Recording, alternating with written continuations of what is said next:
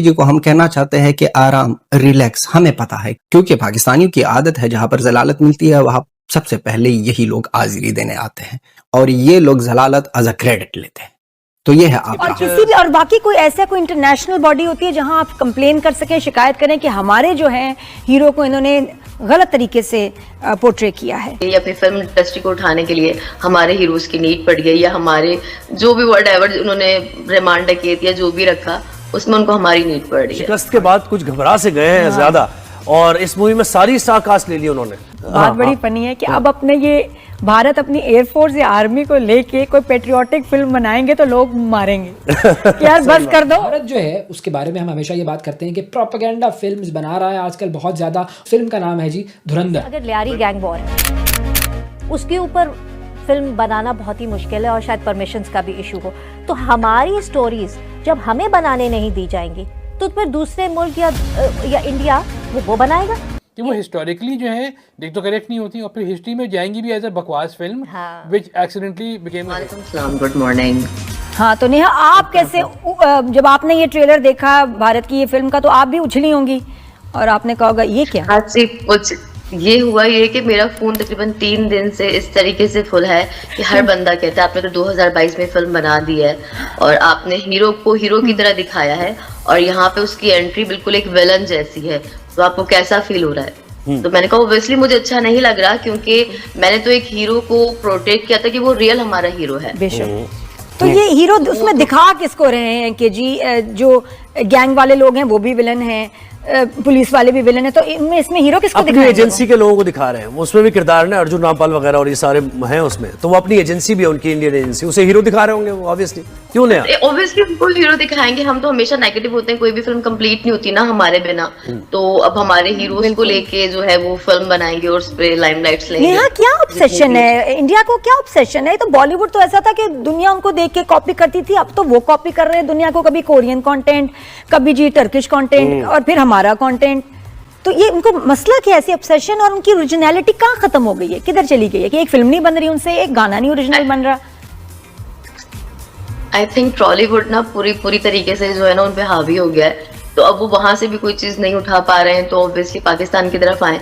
ये अपनी film industry को उठाने के लिए हमारे हीरोज की नीड पड़ गई या हमारे जो भी वर्ड एवर उन्होंने रिमांड किए या जो भी रखा उसमें उनको हमारी नीड पड़ रही है। देखिए वो दिखा जो कुछ रहे हैं, ये इंपॉर्टेंट बात है ना कि वो सनी देओल की मूवीज और अक्षय कुमार की मूवीज और वो सारी पाकिस्तान के खिलाफ प्रोपेगेंडा। फिर एक और नया मैंने चीज में देखी कि सारे ही स्टार्स को ले लिया।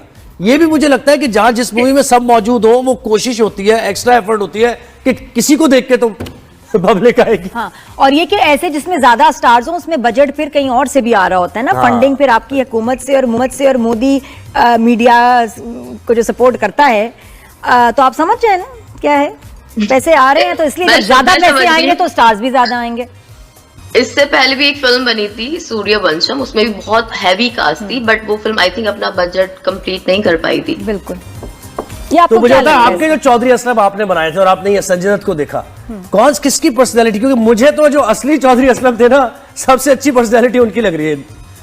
ये बात तो हकीकत है कि चौधरी साहब की पर्सनैलिटी जो थी वो उसको कॉपी किया जा रहा है और उन्होंने संजय दत्त का भी अच्छा गेटअप किया है और वो वैसे संजय दत्त जो है वो बहुत अच्छे परफॉर्मर है, तो वो अच्छे अपने तौर से लग रहे हैं, पर चौधरी असलम जो हमारे रियल हीरो हैं उनकी बात ही अलग है। अच्छा, और इनको अगर एक पॉलिटिकल प्रोपेगेंडा फिल्म है जो कि मौजूदा पॉलिटिकल पार्टी जो इस वक्त पावर में है उसके लिए प्रोपेगेंडा का काम करती है।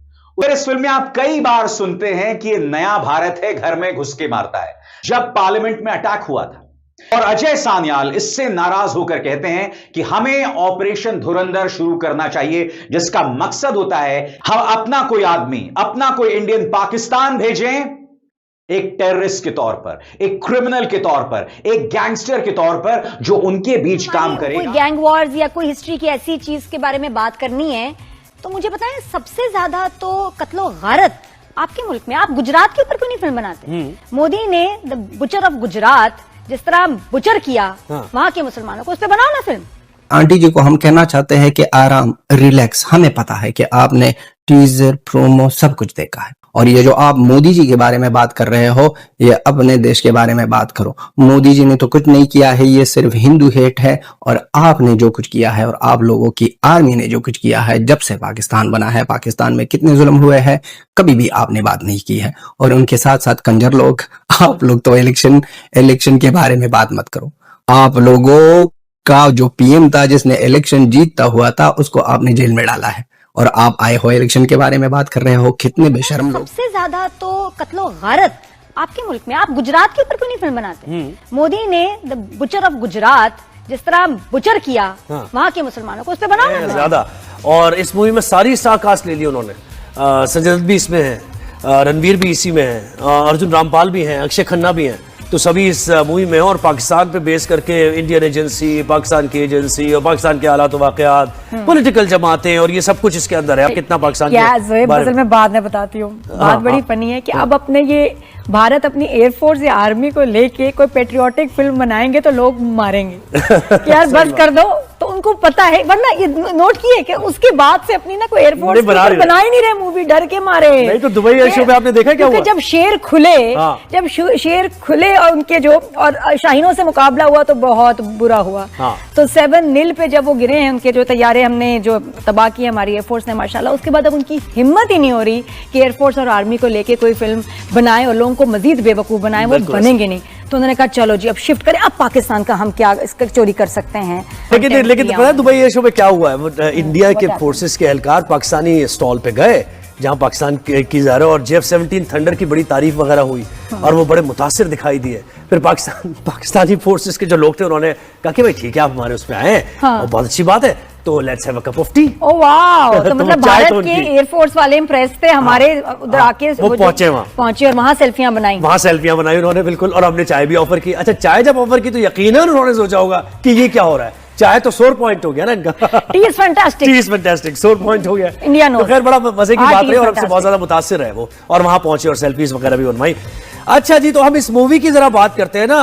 और इस मूवी की हम इसलिए बात करें, हमारे साथ गेस्ट जो है वो नेहा लाज है, जो कि खुद एक प्रोड्यूसर है, मूवी प्रोड्यूसर है। और उन्होंने एक मूवी बनाई थी चौधरी के नाम से, और वो चौधरी असलम पर ही थी। उनको ट्रिब्यूट दिया था जिनको शहीद कर दिया गया था पाकिस्तान पुलिस के, कराची पुलिस के एक जबरदस्त ऑफिसर, जिन्होंने दहशतगर्दों के खिलाफ जो ऑपरेशन और सारी चीजें सबके सामने ही है। तो नेहा को जरा वेलकम करते हैं। नेहा, अस्सलाम वालेकुम, गुड मॉर्निंग।